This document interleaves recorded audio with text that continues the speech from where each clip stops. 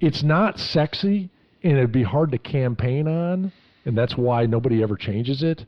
But that's what needs to change. They've created a system that smart, capable people, will sell their souls. The whole thing moves like a Ouija board. You got all these hands on it. The thing just kind of migrates wherever the hell it goes, and nobody's really running it. Welcome to Bourbon and Rum, the podcast dedicated to civil conversation. I'm Kent, I like rum, and I'm from the left side of the aisle. And I'm Kyle, I like bourbon. I tend to be a little more conservative. We're brothers talking politics over bourbon and rum.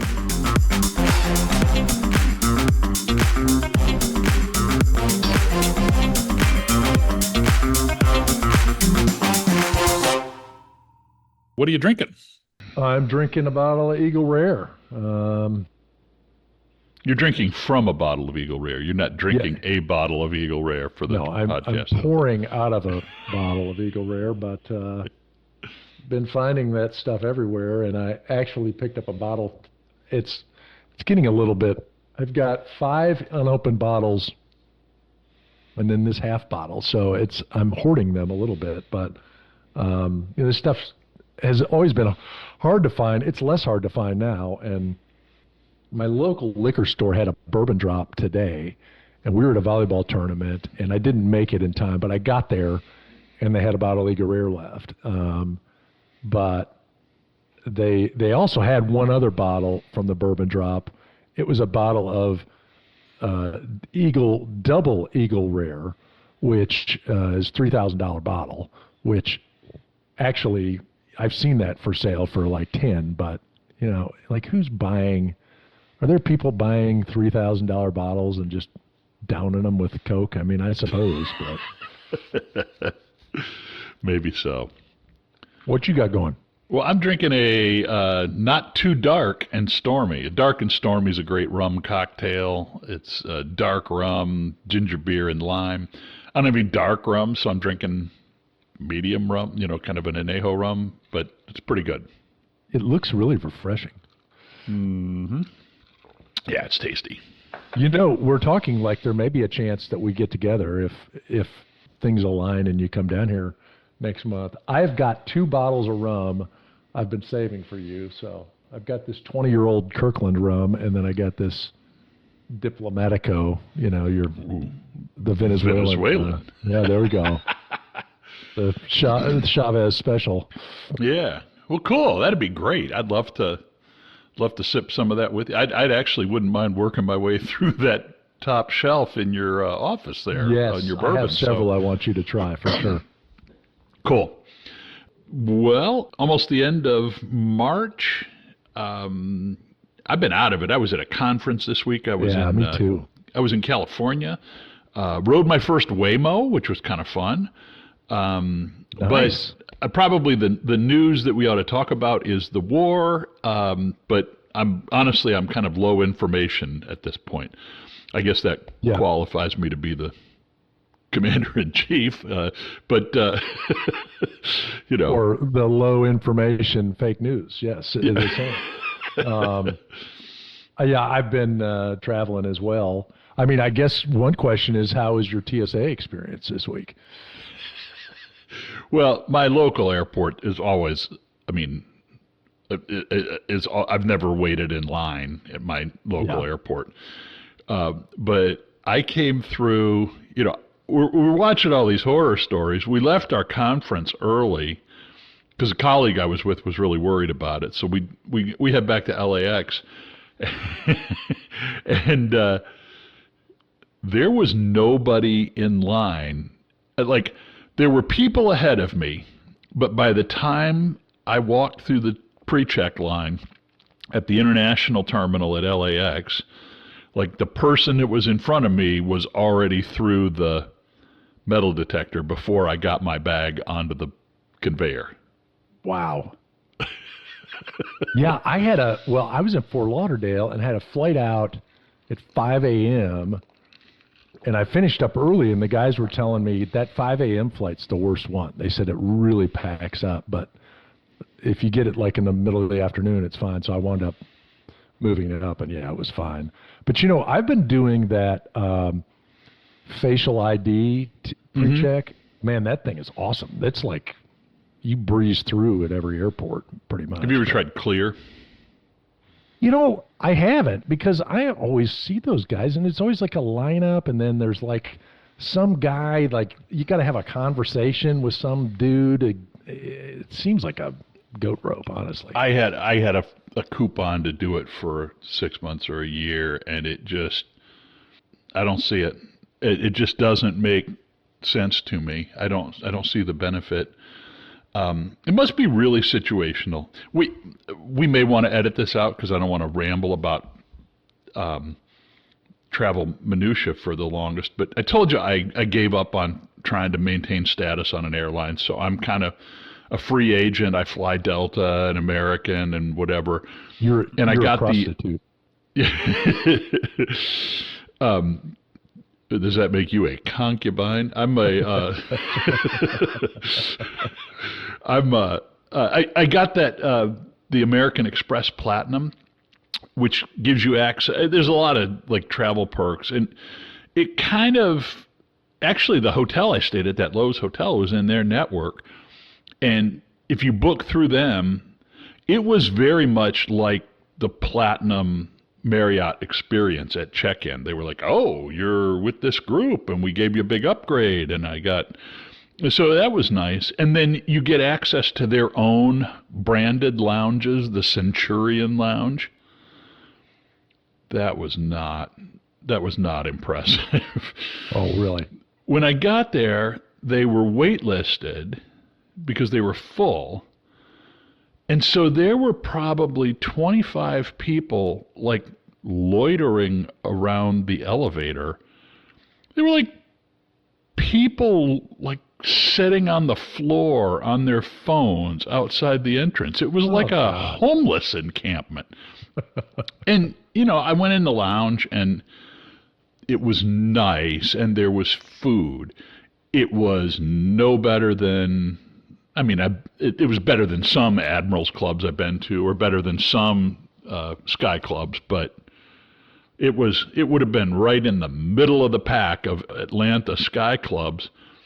And that was one of the things that pushed me away from Delta, is because a lot of their lounges now are waitlisted. And you go to the Sky Club, and there's like a velvet rope, and 12 people on their phones standing in line to get into it. I'm just like, for as much as you spend to hit that level, that is insane.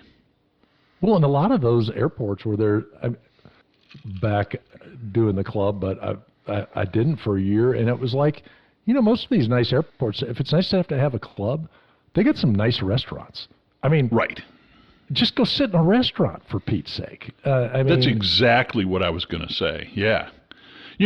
Seriously, like an overpriced quesadilla at Chili's, they bring it to you. You can stay there as long as you want. It's usually, It's quieter than the lounges. This one, there was a woman talking on the phone, like full volume. There were kids. I was just like, what the hell am I doing here?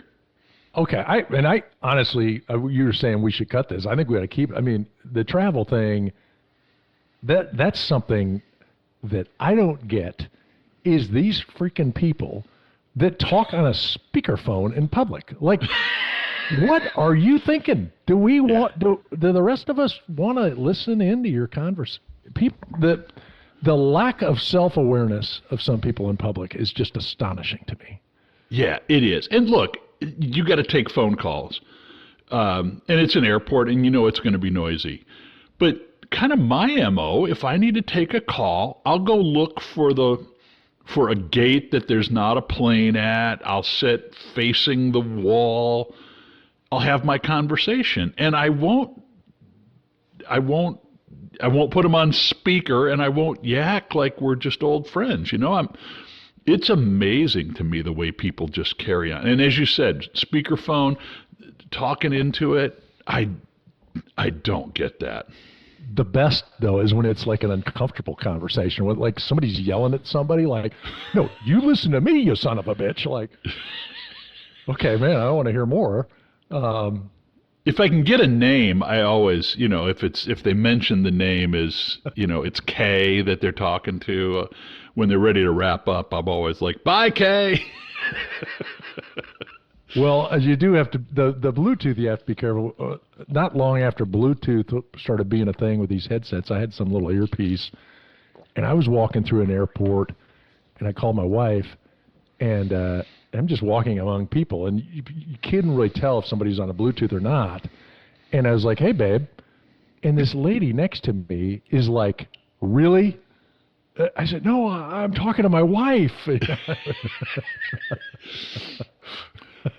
Well, I wear hearing aids, and they're my Bluetooth. That's what I use them as my speaker. But that's even more of a problem because I don't have earbuds hanging from my ears, and I look like I'm just talking to myself. I know.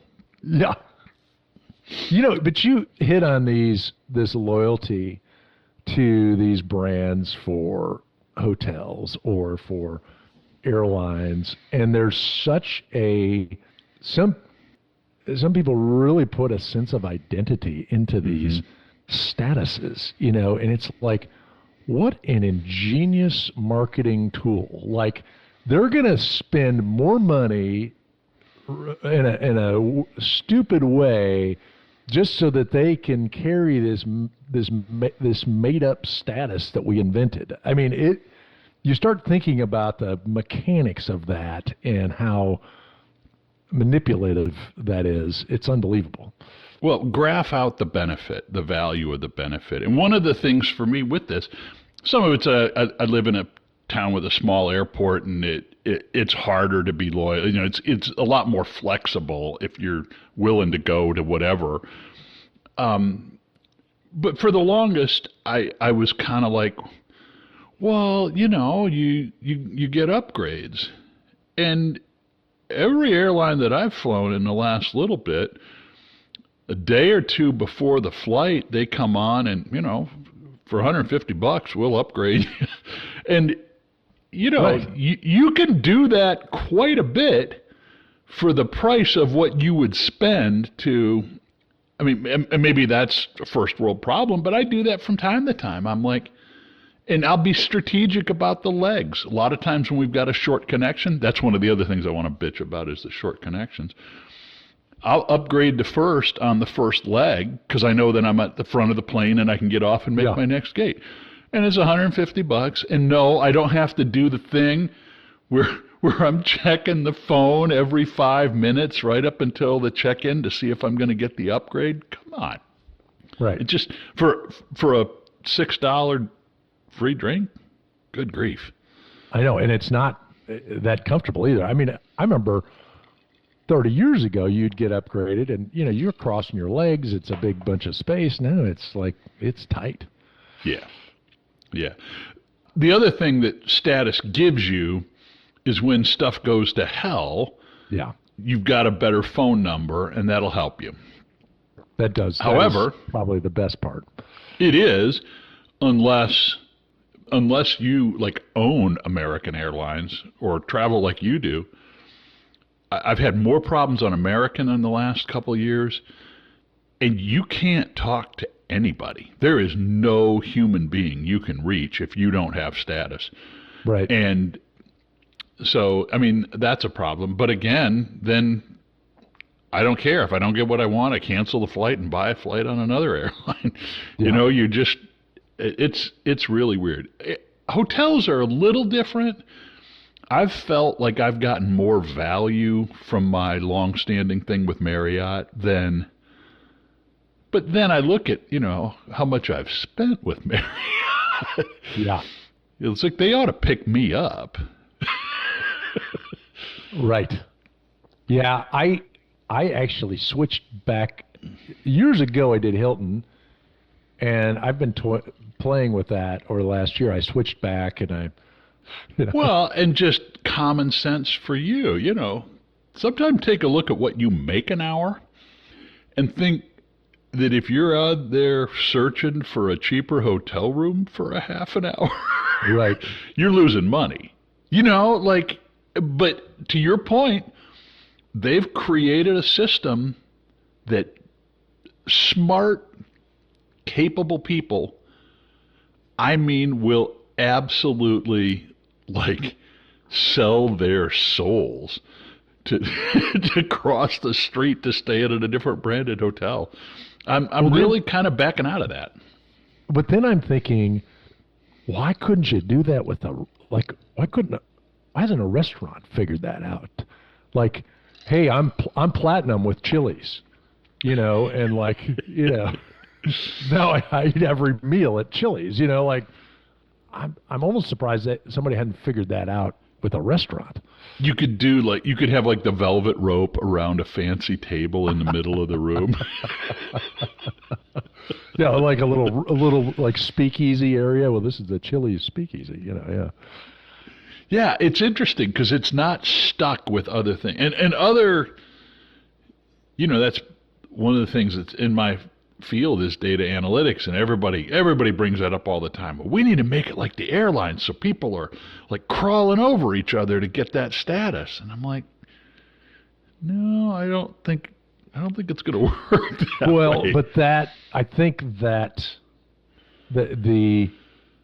and like we've talked about, you get upgraded first class. Ooh, whoop-de-doo, you got this crappy drink, really low quality booze and bad food. Like, oh, that's great. But I think they've been successful at making the premium experience something that is sought after, either getting first class or getting a suite at a hotel room. Like, that's enough of a drive that it keeps people in the game. I mean, at Chili's, what are they going to offer? It's going to be like, well, you could get a bigger bowl of chips and salsa. Like, what is the Right. enticement? The airline, even more than the hotel, has got it. And part of that is that they board you on that plane first in first class, and they march the entire rest of the airplane past you, looking at you. And then everybody in first class puts that judgmental look on their face, like, why are you getting on the plane late, you jerk? And when I get upgraded, I've got the condescension in full bore. And then when I don't get upgraded, I'm like, well, he's not anybody. He's just some bum who flies. He flew a lot last year. He's not more special than I am. That's right. That's right. Well, okay, so we started down the travel path. We're going to figure out a way to tie this back to Iran. But it does. I'm digging here, I guess. But does the status chasing, the social element around status chasing, have a corollary to how we interact in the political world around identifying with a candidate or identifying with a cause? We've talked a lot about how we try to have a civil dialogue here, but a lot of people can't about politics. And is there a piece of that because people identify with a camp of some kind, just like you identify with a camp in a hotel and I don't know, maybe this is a stretch. No, I actually have been thinking about this a lot because I think I'm caught in this right now.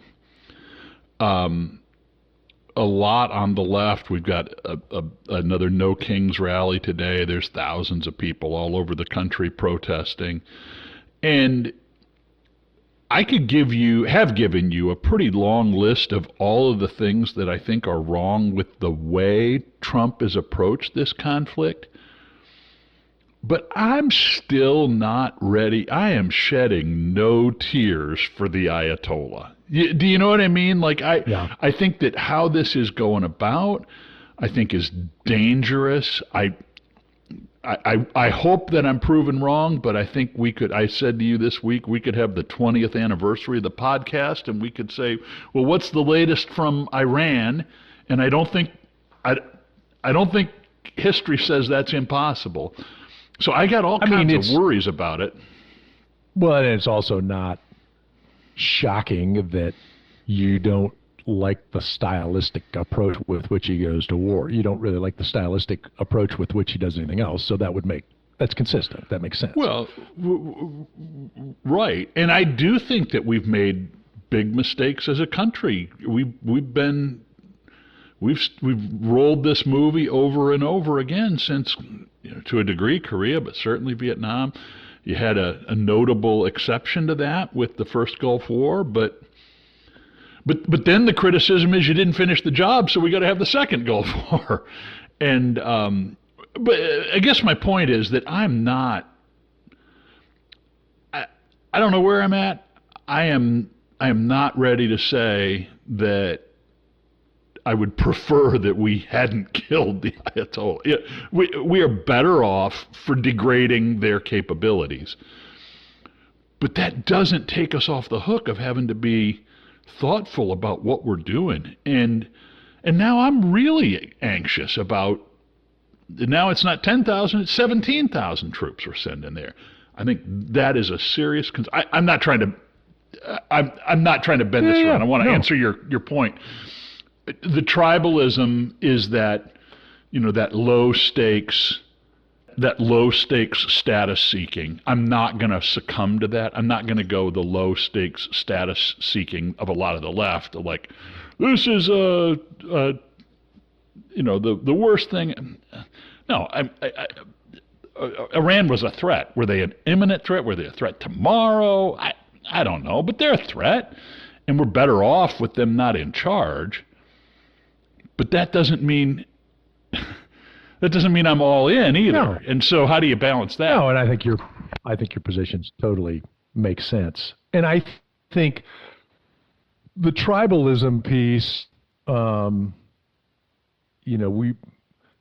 were talking about this with somebody else, and you're talking about like we're talking about the quality of conversations, and we're having a conversation about that, a separate conversation about that, about an event I'm working on. But I think that you kind of said something that made me think about it, and I thought about like going straight to a tribalistic argument is almost like it's like a lazy, easy thing, and I'm not trying to pat ourselves on the back, but I think part of what we try to do in this podcast is not just knee-jerk and go to your tribalistic corner. I mean, yes, we both have views with our own tribal elements, but we're not just like I'm not shouting Project 2025 to you, and you're not shouting, the Democratic platform. We have a dialogue, Mm-hmm. So I think your point there is totally makes sense. I will say, and I'm not like, I'm with you. Like, I think this. I'm not mourning the death of the Ayatollah. I think there's goodness that can come out of this, but I'm also with you. I want to look at this in a balanced way, and it's not like, not everything we do is going to be perfect and yada, yada, yada. But the one part that does drive me nuts is when I listen to the media and somebody starts quoting, well, the Iranian state news said blah, blah, blah, and I'm like, I mean, isn't that about like saying the North Korean news said that, I'm like, okay, like, are we really putting credence in what, the state-owned media says? What did they quote them on? I'm not familiar. It's a variety of things. I mean, I've seen multiple news reports about, well, the Iranian news media said blah, blah, blah, blah, blah. I'm like, okay, have you ever read the KCNA news? Right. The North Korean, they said the dear leader was coming to sign, blah, blah, blah. Like, okay, yeah, that's interesting, But no, I mean, I think you're right there. I mean, as we pivot into Iran, from hotel and airline loyalty, pivoting on to the Iran war. Well, we got it in the right order. flow, We got it in order of priority, right? That's right. That's right. But, Discussion group 1, discussion group 2. We're at discussion group 8 now. What about Iran? That's right. That's right. I do think it's interesting, and we've talked about this a little bit, the coalition that is kind of forming in both the good way and a bad way. I mean, you got the Russians that are probably feeding some bad actors there, and I saw some news about the Houthis, jumping in. But then you're getting all the Gulf states, and I mean, we're not far from the Gulf states jumping into this thing too. I mean, their patience for somebody lobbing missiles at them is starting to run out. I just saw the Ugandan president said Uganda's all in with Israel on this one. Do you have a serious question, and I don't know enough to ask? I may not know enough to answer. There's been some concern about degradation of our stocks. We've got a finite number of Tomahawks, and are we emptying the ammo dump right now? Yeah, I mean, it's certainly concerning. I also think, though, and I'm not trying to deflect. You're right. I mean, that is certainly a concerning factor, and these things are expensive. I think also, though, one of the things I read about, when you talk about the immediacy around why now, we talked about that, I think, a time or two ago about, how many years have we heard that Iran is weeks away from refined uranium, yeah, I mean, and I'm not discounting that there's a threat there, but I also think that's been something that's been spun up for a really long time, and I don't know where the truth lies there. But one thing I was reading about, and we were talking the other day about drones and the drone technology, and one of the things I was reading about was that the Iranian drone programs were reaching a critical mass, and there was fear that they were at the point where, they could load up a wide-body jet aircraft, commercial aircraft, and fly it over to the coast of New York and drop out 50,000 drones and wreak havoc on a city. And, the thought was like the imminent threat of Iran actually may be more their advancements in drone technology, because you see like a lot of what Russia's using in Ukraine is Iranian drone technology. I thought that was kind of an interesting take, that drone technology, which we're seeing play out, may have been at a critical mass that really could have been disastrous if we hadn't confronted that. So I don't know if that's the case, but I think back to all of these drone sightings in New Jersey over the last year. Yeah, I don't know. Is it likelier that that's an ancient race of humans that have gone underwater, or could it be the Iranians? I mean, that's the thing. The stuff is small. You don't need the Gerald R. Ford. You need, you can run this stuff off the back of a speedboat. Right. Yeah. I don't know. I really think that is one of the biggest news. I mean, the biggest subplots of this thing is that drone advancement and the changes to warfare of drones. Because it gets a little bit to the whole terror of the air raids of World War II, dropping something on the civilian population. You don't know where these bombs are going to go. You don't know who's going to die. Kind of the same thing. You drop a bunch of these little homemade drones, and it can kill a onesie, twosie here, but that creates terror in the populace. Well, and our defenses are designed to stop strategic bombers. They're good for Scud missiles, but they're not necessarily for, some little basketball-sized drone, right? That is, that's an interesting piece of this insofar as, you talk about bipartisan abdication of responsibility. And I think that's probably more a factor of, let's go back to Eisenhower warning about the military-industrial complex. If you're in the business of selling stuff, wouldn't you rather sell F-35s than like DJI drones with the IED on it? Well, yeah, but it's also a part of one of the biggest problems of the military-industrial complex is the whole budgeting process with Congress and the legislative branch to secure funding, to do research, and then to bring that to fruition. That they called it the P-bomb whole process. Where you lay out that whole budgeting. What is? I forget. I'm probably using the wrong terminology, but there is like this really structured acquisition process of bringing on a new weapon system and planning for it and doing all the R&D and getting to that next step. And that's why, by the time they produce something, it's technology that's obsolete in many cases. They're right. fielding new systems that are something that's 8 years old because it takes 5 to 10 years to field the thing. And it's and then it's okay, well, let's make that more efficient.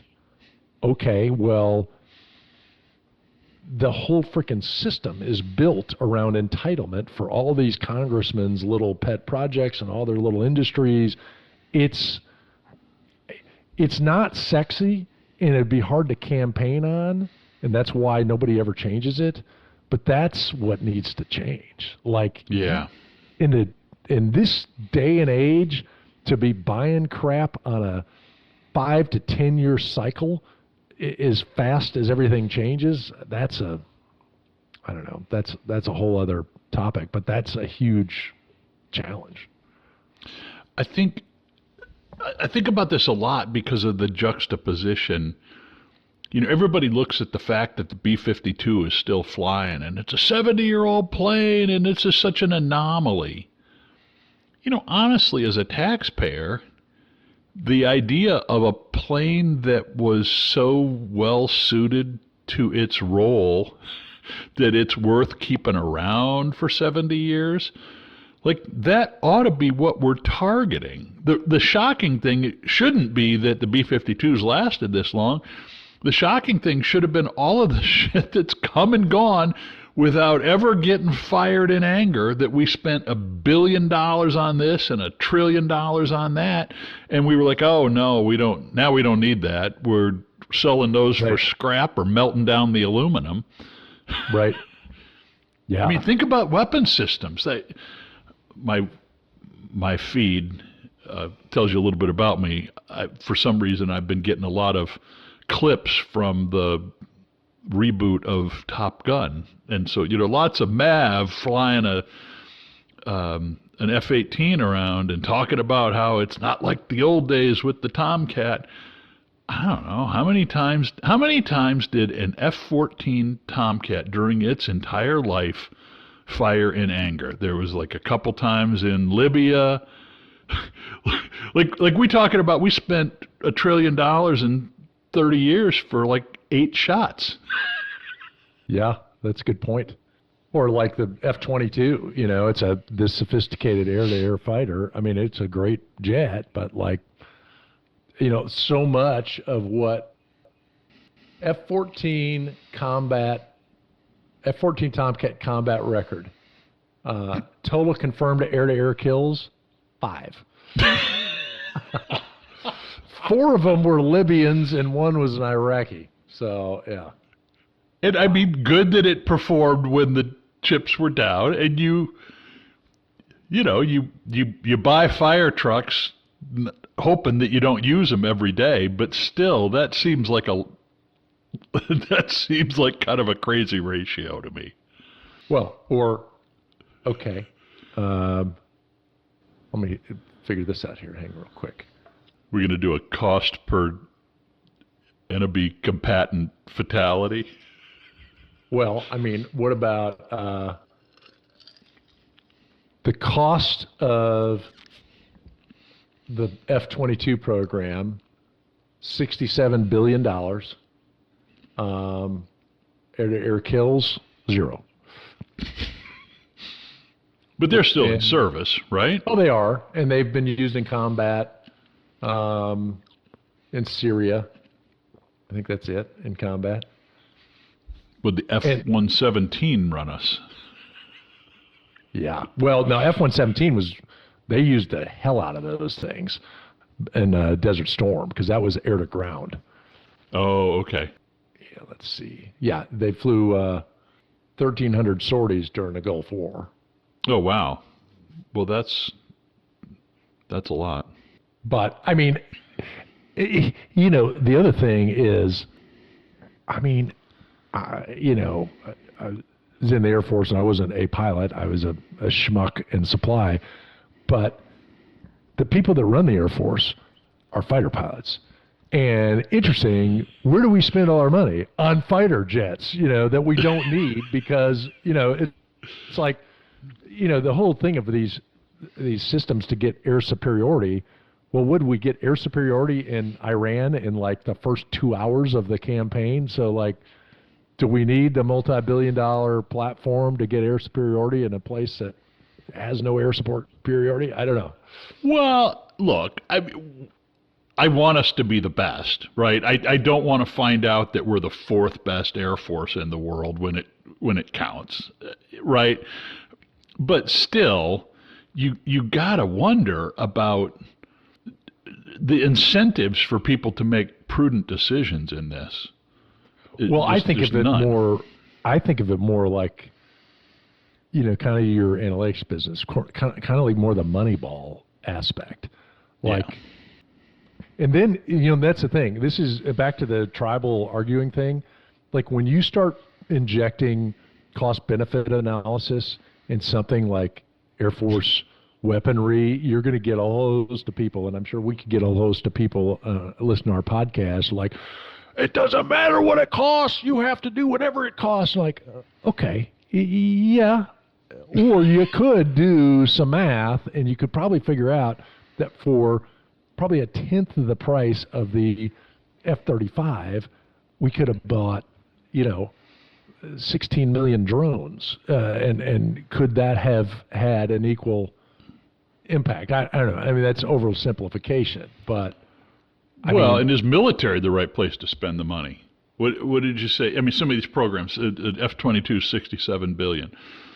What if we, instead of bombing, and I don't want to get into this like that it was a terrible idea to bomb in Iran when you knew you had everybody concentrated. But at some point you said $50 million for the Ayatollah, alive or dead. Give us a call. you do that a few times. That's looking like a bargain to me. yeah, well, and then you look at the F-35, 1.7 trillion for the F-35, and they've used it a little bit in combat, but I mean, there's no air-to-air kills. There's a pretty minor usage so far. Yeah, I mean, it's just the problem is, I think part of the problem is that it's so big nobody can control it. Yeah. Like if you could actually make decisions, like long-term decisions based on the most optimal use of the resources, we'd do everything way different. But everything, it's like the whole thing moves like a Ouija board. You got all these hands on it. The thing just kind of migrates wherever the hell it goes, and nobody's really running it. Well, and this is a case where people want to throw around, well, the Democrats won't do, or the Republicans are doing this. Look, man, Republicans and Democrats are not the enemy in this. It's the system. It's the baked-in incentives. It's a too big to fail system. It's the fact that it's 15% of our GDP or 20% or some, I don't know what the number is, a ludicrous number. Yeah. So we could, and there's an element of that where the economist in me is like, well, it kind of doesn't matter. It doesn't matter if the stuff's any good or if we get any utility out of it, because we did pay people to build these things, and those people bought groceries and cars and houses, and if you look at it as purely as and look, this is a part of what the story is in this country. It is ultimately a government direct subsidy to private industry. If you take the military readiness and the importance of that out of it, Yeah. I mean, at least you can get people fired up to buy airplanes. You're not going to get people fired up to do public works like we did during the New Deal. I mean, this sounds like BS, but I mean, honestly, AI might be the answer to shortening this. If you look at like the F-35 timeline, when they first started developing the ideas about the F-35 was in the 90s. The thing wasn't operational to 2015, and it wasn't fully fielded until like now. So you're talking about a 20 to 30 year process on a new weapons system. And it's not, I mean, some of that is budgeting and all the rest of the stuff we talked about, but some of that's just pure development and just, companies, somebody's got to come up with the idea, then you got to refine the idea and figure out if it works, and then you got to get somebody to build the thing. It's just like building a brand new commercial airplane. I mean, that's going to take you 10, 15 years. But then you wonder, will advanced AI get to the point where you could shorten that? Yeah. Is that the answer? Well, yeah, but then that's part of the whole kind of disruption of AI, because again, I'm not in favor of this, but we spend so damn much money on defense that if we right size that to more commensurate with the real threats that we have, you put 1 million people out of work. Yeah. You know what I mean? You can't make that move fast. Yeah. Well, and then the threats themselves, I think that's another area that AI could assist in too, like analyzing the full threat and then developing what is the actual, what's the best solution to combat that threat? Is it a $1.7 trillion sixth generation fighter, or is it, 16,000 drones with dynamite sticks on them or something? I mean, I'm oversimplifying, but that, because it's not scientific now. It's like, well, I think we need a fighter and we need a bomber and we need a blah, blah, blah, blah, blah. I'm sure somebody would say it's very scientific, but it's not. No. I don't think it is. No. But again, and I'm kind of undercutting my own point, but is the reason we do this because the threat's that serious, or are we doing this because it shores up a fifth of our economy? Well, and then, we're talking about the Air Force and we're talking about weapon systems, but throughout the military, there are people developing every stinking little tiny element. Well, I'm creating the new combat boot, and this is going to help the threat of, when the troops go and they're using this new it's got a new thread. You've got millions of people that are focusing on every little nook and cranny of the warfighter experience and coming up with some way to, we need this new tank, we need this new gun, we need this new Jeep, whatever the hell it is, Yeah. And it's not all linked together.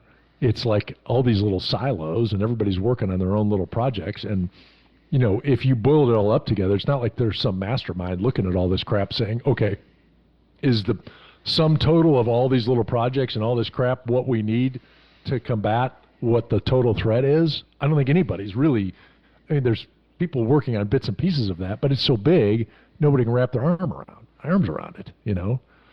So what's the fix? Thermonuclear war, or what is the War Games line? Like, thermonuclear destruction. Oh.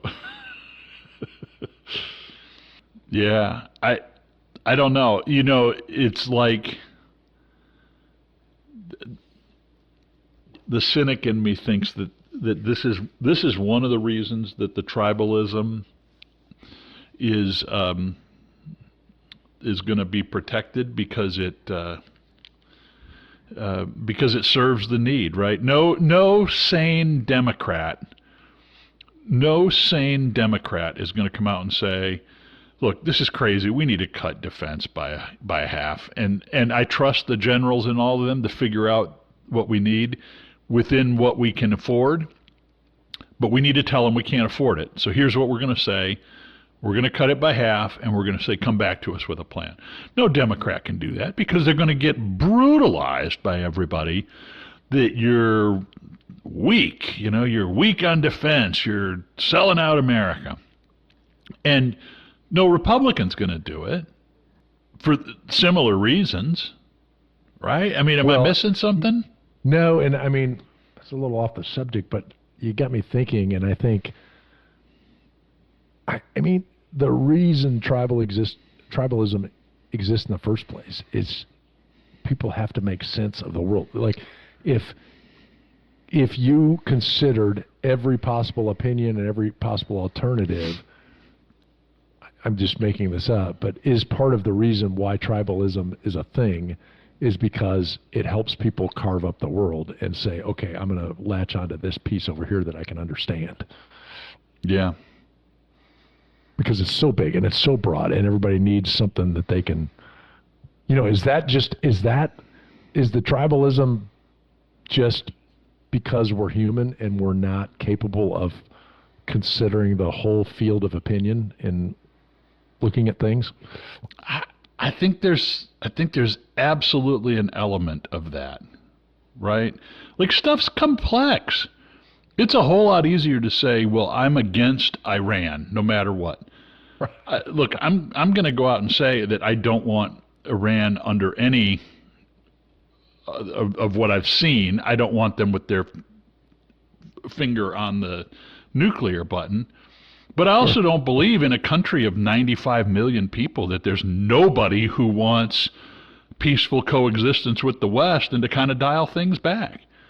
But it's a whole lot easier to say, I just hate Iran. Like the Texas ballot this last election, you know, I voted no to Sharia law, Kent, just so you know. Did you? I was not aware that Sharia law was on the ballot. It wasn't about, well, it was some provision. It was like, vote yes or no for Sharia law. Like, but it was the Republicans put something on there like, we're going to put up a proposition of, do you support or not support Sharia law? Like, okay, no, I don't. All right.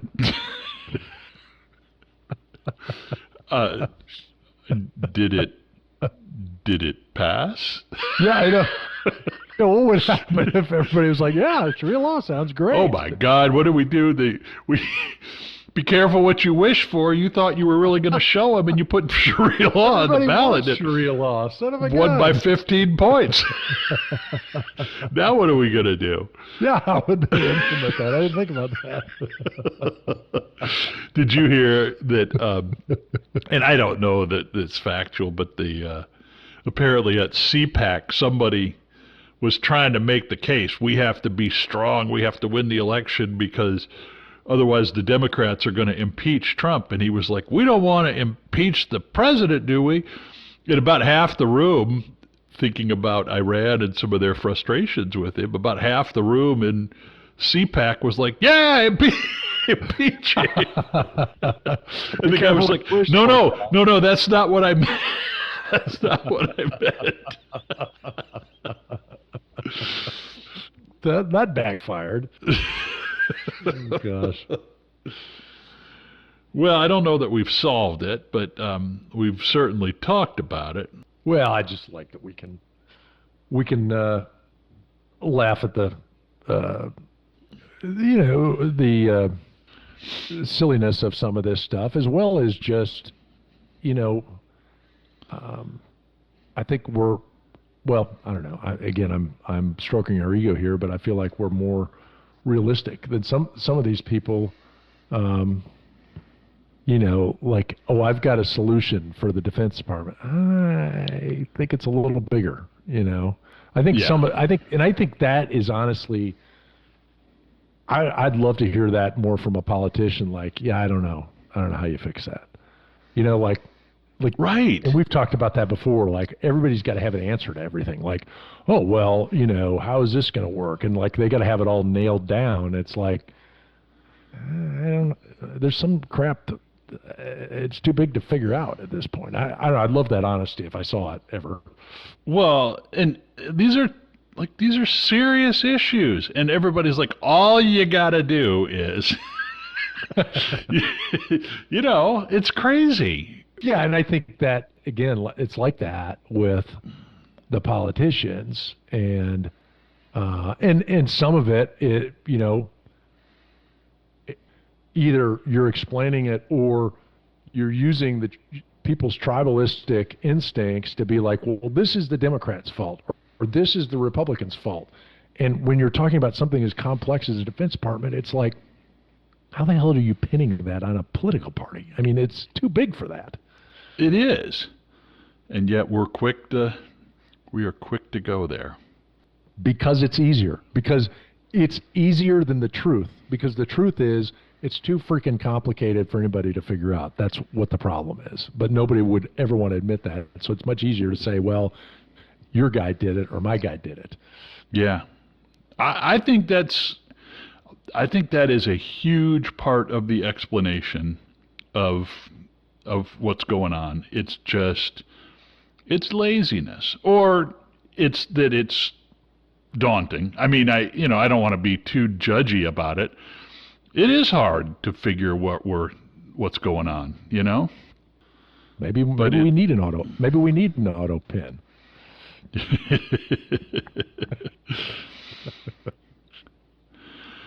Well, All right, let's wrap this one for now. And sounds good. as always, we hope for better days. We hope for peace. We hope for safety. We hope for quick resolution. We hope for somebody to explain how to fix the Defense Department, the War Department. We'll see if that happens.